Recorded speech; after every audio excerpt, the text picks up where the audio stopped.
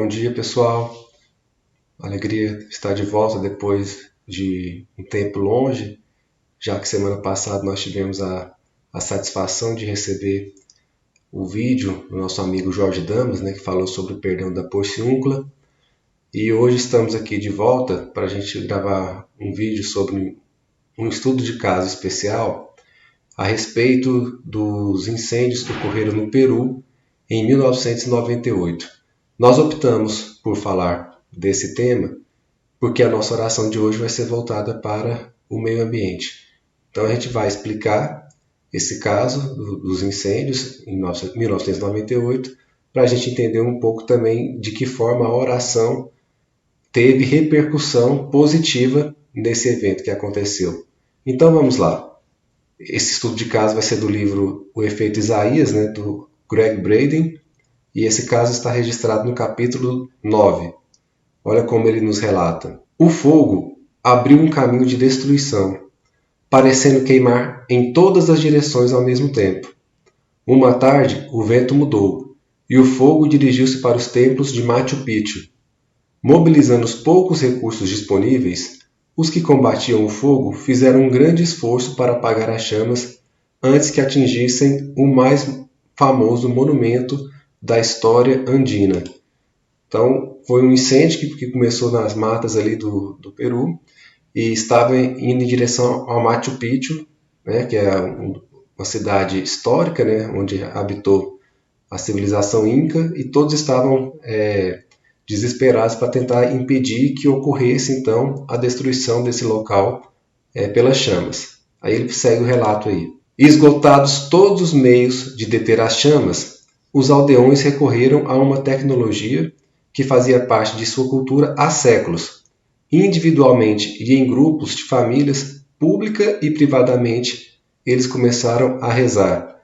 Nesse ponto aí, já não existia mais nenhuma esperança de apagar as chamas pelos meios tradicionais, digamos assim, né? Porque já haviam sido utilizado toda a água disponível, já haviam sido acionados bombeiros e outros tipos de serviços voltados ao combate ao incêndio, e mesmo assim, ainda que com o auxílio da população que voluntariamente se dispôs a juntar água da forma que era possível, com baldes e tudo mais, mas a situação estava incontrolável, já não havia mais nenhum tipo de esperança de, por meios humanos diretos, pudesse resolver essa questão. Então, toda a população lá, principalmente os aldeões, iniciaram uma série de orações. Vamos ver o que aconteceu depois disso. Embora as preces variassem, o tema era um só. Eles oravam para que os templos de Machu Picchu fossem poupados. Dentro de poucas horas, o povo do sul do Peru testemunhou um acontecimento que muitos consideram um milagre. Um sistema de baixa pressão desenvolveu-se sobre aquela região dos Andes. Uma massa de ar quente e úmido, vinda da costa, chocou-se com o ar frio e seco das montanhas. O céu escureceu e começou a chover. Então foi questão de poucas horas. Aquela prece coletiva, feita por muitas pessoas, teve o impacto de influir num fenômeno natural, e a partir daí a chuva teve um desfecho positivo no combate ao incêndio, como a gente vai mostrar aqui na sequência. A chuva começou a cair torrencialmente, encharcando a floresta na qual o fogo pulava de uma árvore para outra. Dentro de algumas horas, as chamas haviam desaparecido, deixando troncos de árvores escorchados depois do pior incêndio já registrado nessa área. E essa chuva torrencial, então, ela foi suficiente para poder apagar as chamas de um incêndio de proporções gigantescas. Tanto é que, até então, foi o maior incêndio da história do Peru. Muitos, então, poderiam perguntar, mas a chuva não é um fenômeno natural? Será que é possível uma intervenção direta assim, de Deus, de Cristo ou da espiritualidade superior para poder fazer com que chova? Aí a gente vai falar um pouquinho agora sobre o mecanismo da oração para apresentar uma tese de como que isso pode ter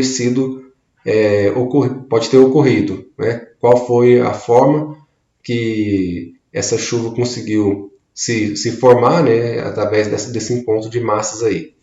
Então vamos às explicações possíveis. Aqui no Livro dos Espíritos, o Allan Kardec faz algumas perguntas. Eu separei as questões 536 e 539.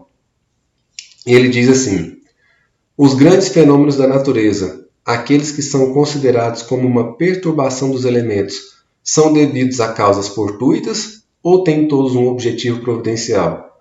Daí os espíritos responderam: tudo tem uma razão de ser, e nada acontece sem uma permissão de Deus. Então já responde que nos grandes fenômenos da natureza não existe nada fortuito, que tudo tem uma razão de ser. E na sequência, a pergunta seguinte que eu selecionei é a 539.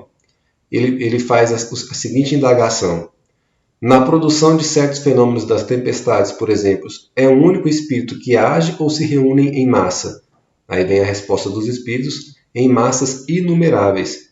Então tem grandes espíritos responsáveis pelos fenômenos da natureza, né? Alguns chegam a chamar de espíritos da natureza, que eles agem de forma a produzir esses fenômenos.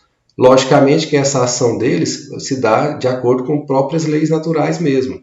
A gente vai ver na sequência aqui que tem respeito à atração magnética e outros eventos, né? Então existe uma série de espíritos, né, que formam massas inumeráveis que presidem esses fenômenos, mas eles agem de acordo com leis naturais, né? Vamos estudar um pouquinho sobre isso agora então.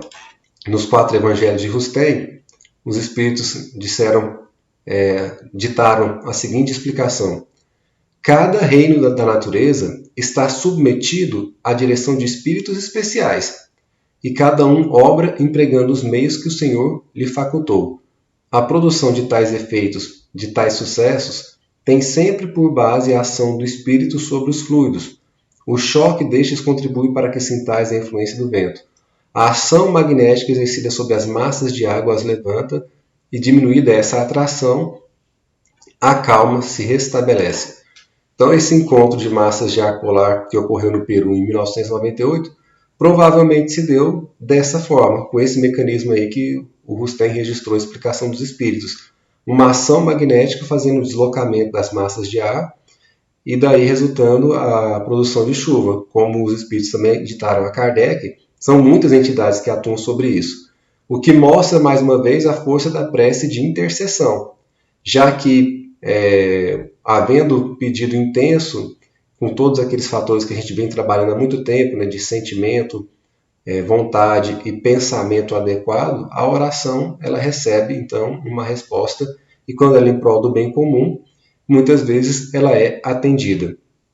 Vamos seguir na explicação magnética, daqui a pouco a gente faz mais alguns comentários finais a respeito desse caso aí no Peru. Então, seguindo aqui com Rustem: ficai sabendo, tudo em a natureza é magnetismo, é atração e ação magnética subpostas à ação espírita, e Deus não concede seus poderes senão aos que o mereceram. O Senhor não confia a aplicação e a execução das leis que estabeleceu desde toda a eternidade para a regência da vida e da harmonia universais, para a realização de seus desígnios e da sua providência, senão aos espíritos que ele sabe serem capazes e dignos desse encargo. Então essa explicação ela mostra que a abrangência do magnetismo na natureza ela é maior, ela ocorre não só na produção desses fenômenos, como praticamente tudo é atração magnética, né, que promove então o funcionamento e a diligência de tudo que existe, né, do funcionamento da vida, inclusive desde a vida das partículas até a vida em escala de grandeza maior, né, como o deslocamento dos astros. Todos eles estão sujeitos a tipo de atrações e ações magnéticas.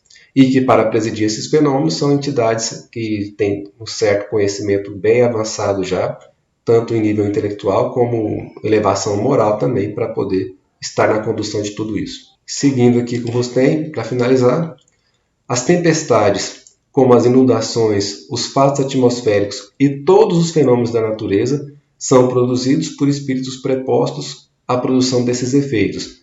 Espíritos que, todavia, seguem a marcha que lhes traça o Senhor para os preparar, guiar e realizar pelos meios de que os armou, mas sempre segundo as leis naturais e imutáveis por eles estabelecidas de toda a eternidade.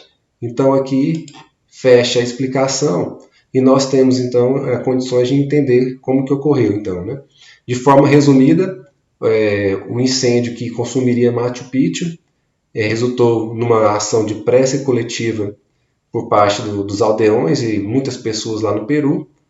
E esse pleito foi atendido e os espíritos responsáveis pelos fenômenos da natureza, por meio de atrações magnéticas e outros meios, provavelmente foi assim que ocorreu, promoveram o encontro então das massas de ar, resultando aí na chuva.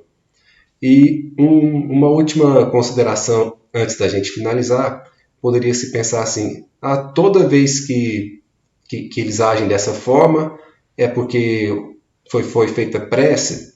Bom, a gente pode entender que na verdade vai ter em algumas situações que os flagelos destruidores irão realmente ocorrer, né? Até o próprio livro dos Espíritos explica muito sobre isso. É uma lei, né? A lei de destruição, que muitas vezes resulta da própria conduta humana inadequada. Até mesmo fenômenos como terremotos, grandes tempestades ou secas, boa parte ou quase sempre, ou podemos até mesmo colocar sempre, decorre do desrespeito humano para com a natureza e resulta num mecanismo aí de causa e efeito. E mesmo assim, quando ocorre isso, existe a misericórdia divina atuando e os espíritos, sempre que dentro dos limites traçados pela lei, né, pela lei de Deus, eles intervêm para amenizar, mas muitas vezes eles não têm permissão para impedir que ocorram essas tragédias. Né? Mas nesse caso aí do Peru, essa permissão provavelmente foi concedida e eles atuaram de forma a providenciar uma chuva que foi fundamental para o fim do incêndio lá no Peru. Então, mais um caso interessante para que a gente possa entender a força e o mecanismo da oração, que vai sempre conjugar a questão da vontade, do sentimento e do pensamento, juntamente com a possibilidade, dentro dos ângulos de livre-arbítrio e determinismo, de intervenção mais ou menos direta, maior ou menor da espiritualidade para o atendimento desse pedido. Então isso mostra que também a gente precisa ter um cuidado e um respeito adequado para com o meio ambiente, porque essa semana a gente teve a tragédia lá do Líbano, que decorreu, por exemplo, de um armazenamento inadequado de resíduos sólidos, que foi o nitrato de amônio. Então, muitas vezes nós negligenciamos bastante essa questão ambiental e a oração de hoje vai ter por finalidade que a gente possa melhorar a nossa relação com o meio ambiente como um todo. Então, às 11 horas nos encontramos. Abraços a todos e até lá!